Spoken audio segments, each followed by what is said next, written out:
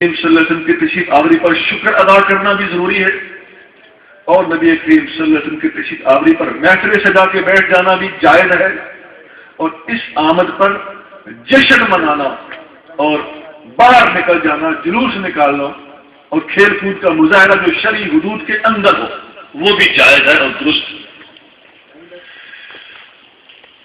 اب آخر میں یہ جو خاص طور سے ہم باہر جلوس کی شکل میں نکل پڑتے ہیں، جھنڈیاں لگاتے ہیں، نعرے لگاتے ہیں، نعتیں پڑھتے ہیں، ان ساری چیزوں کا ثبوت دینا چاہتا ہوں۔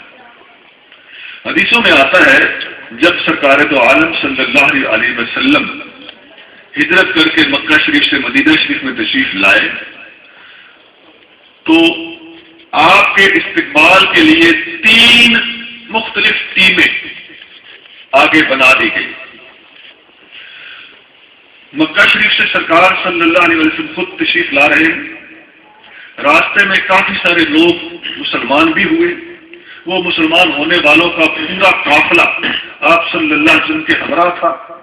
حضرت بریدہ اسلمی رضی اللہ تعالی عنہ اسی سفر کے دوران مسلمان ہوئے، ان کے ساتھ تقریباً 70 آدمی بھی مسلمان ہوا۔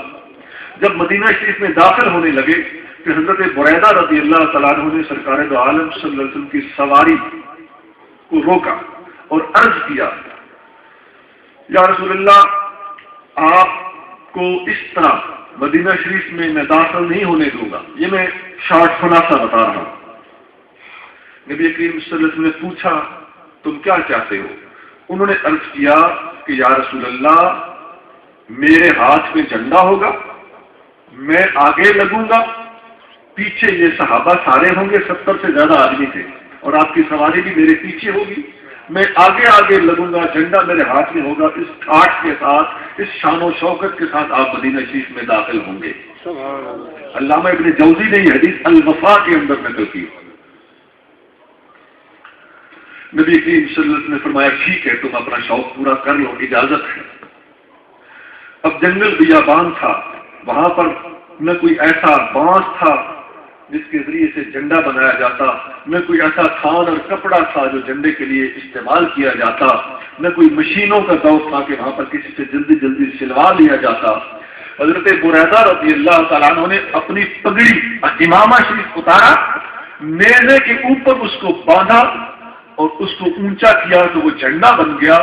اور ذرا غور سے سننے کی بات ہے اور سمجھنے کی چیز ہے کہ پوری پگڑی کم از کم 3 گز کی تو پگڑی ہوتی، اور پگڑیاں 3 گز کی بھی ہوتی ہیں، 5 کی بھی، 7 کی بھی، 12 کی۔ یہ 12 تک حدیثوں کے اندر پگڑی کا ہونا یہ ثابت ہے۔ اتنی بڑی بڑی پگڑیاں ہوتی ہیں، خدا جانے ان کی پگڑی 3 گز تھی، خدا جانے ان کی پگڑی 12 گز تھی۔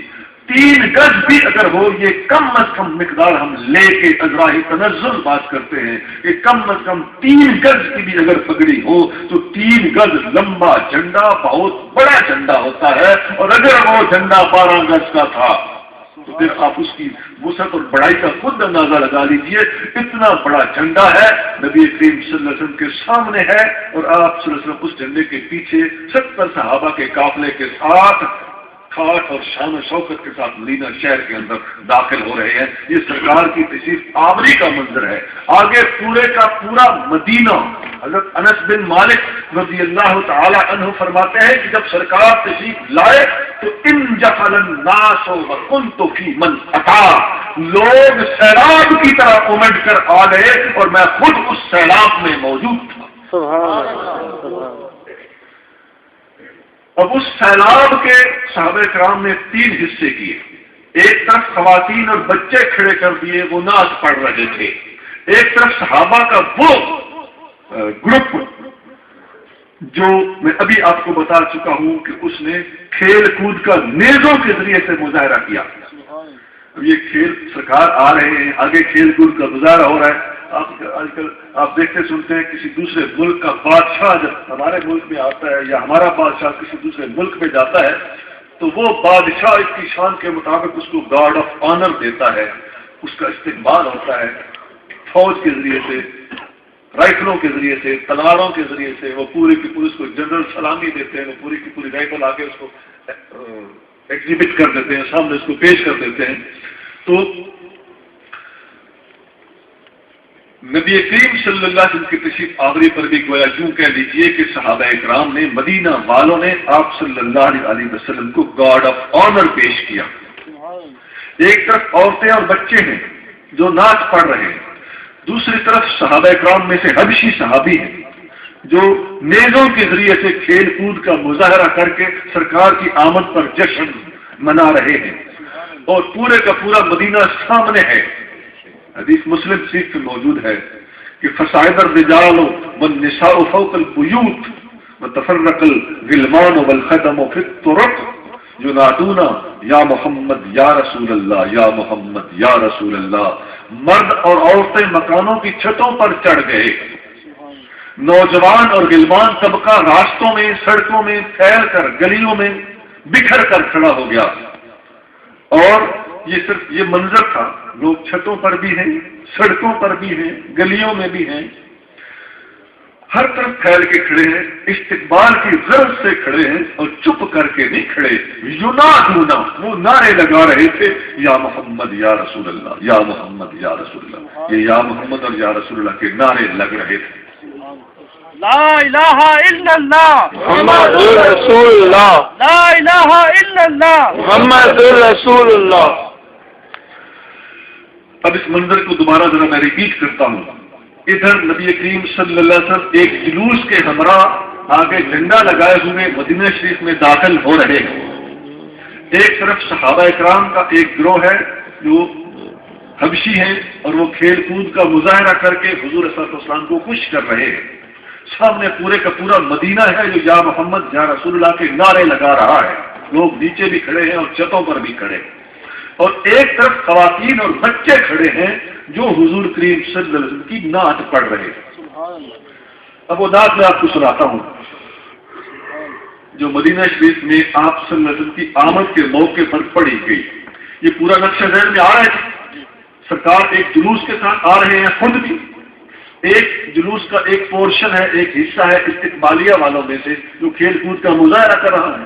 سامنے پورا مدینہ نعرے رسالت کے لگا رہا ہے اور ایک طرف عورتیں اور بچے کھڑے حضور کی نعت پڑھ رہے ہیں. نعت پڑھنے والوں نے کیا نعت پڑھی میں عرض کر دیتا ہوں. نعت یہ پڑھی گئی تھی اس موقع پر، طلع البدر علینا من ثنیات الوداع، ہم پر چودھویں کا چاند طلوع ہوا ہے الوداع کہنے والی پہاڑی کی طرف سے. مدینہ والے لوگ جب کسی کو الوداع کہنا ہوتا تھا تو اس پہاڑی تک چلے جاتے تھے اس کے ساتھ ساتھ مہمان کو سی آف کرنے کے لیے، خدا حافظ کہنے کے لیے. تو جب کسی کو ریسیو کرنا ہوتا تھا، استقبال کرنا ہوتا تھا تو اس پہاڑی تک آگے جاتے تھے، مہمان کو لے کے آتے تھے اور گھر اپنے پہنچاتے تھے. تو وہ گویا ایک پوائنٹ تھا جہاں سے وہ ڈسپرس ہوتے تھے، ڈسمس ہوتے تھے. اس پہاڑی کا نام ہے الوداعی پہاڑی. طلع البدر علینا من ثنیات الوداع، ہم پر چودھویں کا چاند نکلا ہے الوداعی پہاڑی کی جانب سے. وجب الشکر علینا ما دعا للہ داعی، آج ہم پر اللہ کا شکر واجب ہے اور یہ شکر ما دعا للہ داعی قیامت تک جاری رہے گا. ذرا غور فرمائیے نا، کوئی صحابی ہیں جنہوں نے قیامت تک زندہ رہنا تھا؟ کیوں فرما رہے ہیں کہ یہ شکر ہم پر واجب ہے ما دعا للہ داعی، جب تک ایک بھی اللہ اللہ کرنے والا موجود ہے اس دن تک یہ شکر ادا ہوتا رہے گا. جب تک ایک بھی اللہ اللہ کرنے والا موجود ہے، اللہ کی طرف بلانے والا موجود ہے. حدیث مسلم شریف میں ہے، نبی کریم صلی اللہ علیہ وسلم نے فرمایا لا تقوم الساعة على احد يقول اللہ اللہ، جب تک ایک بھی اللہ اللہ کرنے والا موجود ہے قیامت نہیں آئے گی. اور ما دعا للہ داعی، جب تک ایک بھی اللہ اللہ کرنے والا موجود ہے حضور کریم صلی اللہ علیہ وسلم کی آمد کا شکر ادا ہوتا رہے گا، یعنی قیامت تک ادا ہوتا رہے گا. کسی صحابی نے تو قیامت تک زندہ نہیں رہنا تھا، کوئی صحابی قیامت تک ظاہری زندگی کے ساتھ زندہ نہیں ہے. کیا معنی ہے اس شعر کا اور اس حدیث کا؟ معنی یہی بنتا ہے کہ صحابہ کرام نے اس دن شکر ادا کیا تھا اور قیامت تک صحابہ کے طریقے پر عمل کرنے والے صحابہ کرام کے غلام اس سنت کو نبھاتے رہیں گے.